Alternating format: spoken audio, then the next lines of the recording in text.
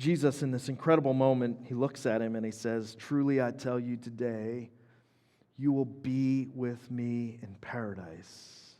He had this moment where it all clicked, where he was unafraid and unashamed, where he acknowledged his need for someone to rescue him, and when he asked the right person to rescue him. You see, in that moment, that thief on the cross, his story, though so close to death, though so close to being defined by his punishment, though so close to being defined by his failures, is defined by hope in Jesus as he accepts this incredible gift that God was giving him.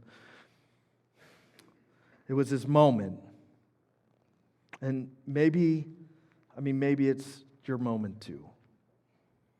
It's not a secret mission. It's not complex. God moved the universe, disrupted it all to interrupt our broken story, full of pain and disappointment and failure, and to offer us his story of redemption and hope through Christ. In Romans 10:9 and 10, I love this verse because it's just so clear. You ever have a verse, like you need that? Like I need that. I just need it to be simple. I just need it to be clear. And I love this verse because I don't have to figure it out as a preacher. Like I don't have to figure this out and what's it mean and how do you do it and what's that say about my life and your life and God's story with us. It just lays it right out there in two simple verses. It says this: if you want to be rescued, if you declare with your mouth Jesus is Lord and believe in your heart that God raised him from the dead, you will be saved. For it is with your heart that you believe and are justified, and it's with your mouth that you profess your faith and are saved. So simple and so beautiful. Doesn't matter who you are, doesn't matter how messed up your life has been or how great your failures. Doesn't matter if you feel like you're out of time, not good enough, not smart enough. Why would God love you anyway? The picture of the thief on the cross, the jailer, it all shows us this incredible rescue story that is personal because your world is broken.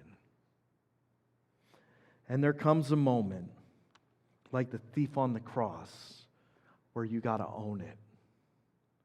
Because this is a personal story, and it can be yours. And do you want to know what that moment looks like? In the quietness of your heart, without any of the distractions, without any of the other religious junk we pile on top of it, without trying to live up to some expectation or be important enough or spiritual enough, without any of that other junk, without any fear about what anybody else thinks or what anybody else says. It's about owning it in your heart and practicing Romans 10:9 and 10, just saying, you know what, God, I need to be rescued, and I believe, Jesus, that you are who you say you are, that you do love me, that you did die for me, that you offer me forgiveness, that you kicked down the door as hell burned all around, and you're calling me to life, and I'm giving you mine and stepping into the life you have for me. I confess with my mouth, rescue me, I'm yours.